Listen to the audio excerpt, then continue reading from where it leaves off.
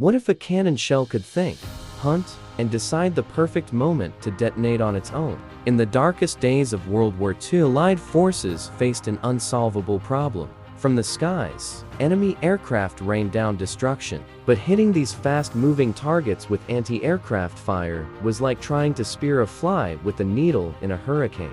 Gunners were incredibly skilled, but their shells relied on timers. A tiny miscalculation in speed, altitude, or distance, and the shell would explode harmlessly in empty air, a puff of black smoke signifying nothing but failure. For every 1,000 rounds fired, only a handful might find their mark. It was a battle of numbers, and the Allies were losing. They needed a miracle, a breakthrough so radical it bordered on science fiction. The challenge was laid down to America's brightest scientific minds. Under the leadership of physicist Merle Tuve at the Johns Hopkins Applied Physics Laboratory, the request from the military was simple, yet seemed completely impossible. They didn't just need a better shell, they needed a smarter shell. They needed a weapon that could sense its target.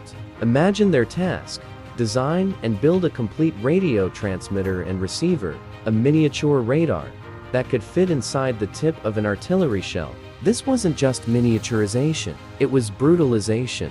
This tiny, delicate device had to withstand the explosive force of being fired from a cannon, a G-force shock 20,000 times the pull of gravity. Then, it had to survive a spin rate of over 25,000 revolutions per minute. How could anything electronic survive that? Early tests were a disaster. Vacuum tubes, the heart of any radio at the time, were made of glass. They shattered instantly. Batteries disintegrated. Wires snapped. Every component failed in spectacular fashion. The project was on the brink of cancellation multiple times. The scientists were told it couldn't be done. Yet, they refused to give up. They had to reinvent every single component from the ground up. Instead of delicate glass, they developed rugged, metal and ceramic vacuum tubes, no bigger than a pencil eraser, that could endure the hellish launch. They engineered a special wet cell battery using a glass vial that would shatter upon firing, activating the battery's chemicals to provide power for the shell's short flight. Every piece was a work of genius born from desperation. They developed a tiny transmitter that sent out a continuous radio wave. When that wave bounced off a nearby aircraft, the receiver would detect the change in frequency. A special circuit, an electronic brain, would then calculate the perfect moment of proximity and trigger the detonator. The shell wouldn't need a direct hit. It just had to get close. This transformed the weapon from a bullet into a flying shotgun blast. After 2 years of relentless failure and innovation, they finally had a working prototype. They called it the VT Fuse, for variable time, fuse. But its true name was Project Option B, and it was one of the war's most guarded secrets. Was this incredible device truly ready for the battlefield? The first major test came in the Pacific. By 1943, the US Navy was facing a terrifying new threat: the Kamikaze. These suicide attacks were devastating, not just physically, but psychologically. A single pilot could trade his life for a warship and hundreds of sailors. Conventional anti-aircraft guns were almost useless against a pilot determined to die. The Navy was desperate. In January 1943, the cruiser USS Helena, equipped with the new VT fuses, was on escort duty near Guadalcanal. A Japanese dive bomber appeared, charging directly at an American transport ship. Helena's guns opened fire. Onlookers braced for the worst, expecting the usual misses. But this time was different. A shell, fired from thousands of yards away, flew towards the plane. It didn't hit it. Instead, when it got close, the shell erupted in a cloud of shrapnel. The Japanese plane's wing was shredded, and it cartwheeled into the sea. The radio crackled with an astonished report from an observer. The shell seemed to be steered by an invisible hand. A shell with a brain had finally arrived. The secret was out, at least among the fleet, and the results were staggering. The kill rate of 5-inch anti-aircraft guns jumped from 1 aircraft per 1,500 rounds to 1 per 50 rounds. It was a 30-fold increase in lethality. The psychological impact was immense. The new fuse became a shield for the fleet. a guardian angel made of steel and radio waves. But its most famous test was yet to come, against a completely different kind of flying terror. In 1944, Germany unleashed its V-1 flying bomb against London. These were the world's first cruise missiles, pilotless jets that brought random death to the city. They were fast, small, and terrifyingly hard to shoot down. The British were desperate for a solution. General Dwight D. Eisenhower made a bold decision.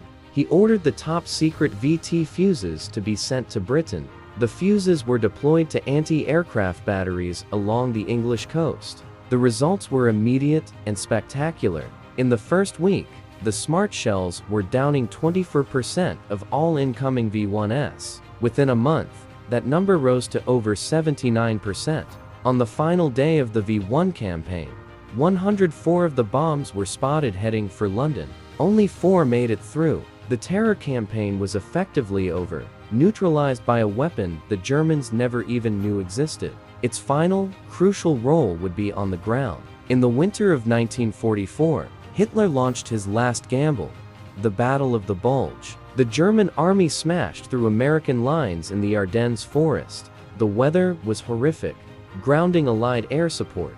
General Patton's Third Army was racing to relieve the besieged town of Bastogne, but they were facing overwhelming German artillery and infantry. Patton, who had witnessed a demonstration of the VT fuse's effectiveness against ground targets, made an urgent request. He wanted the fuses, which were designed for anti-air use, to be configured for ground bursts. Could a weapon made to kill planes save an army on the ground?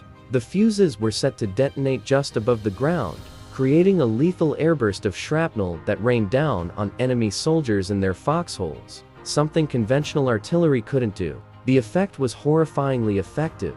German prisoners were stunned, believing the Americans had developed some terrifying new form of rapid-fire artillery. They had no defense against shells that exploded in the air above their heads. A secret from the sky became terror on the ground. Patton himself would later call the proximity fuse the most important technological innovation of the war, even more so than the atomic bomb. In terms of its impact on winning the European campaign, it had been the difference maker. From a physicist's seemingly impossible idea to a war-winning weapon, the VT fuse was a testament to human ingenuity under pressure. It was the shell that could think, the radio hidden in a bullet, and the silent hero of countless battles. It's incredible stories like this that show how technology and bravery came together to change the world. If you found this story as fascinating as we did, please hit the like button and consider subscribing to WWII Record Hub for more incredible records from the war. We pour our hearts into every video, and your support means everything. Thank you for reading.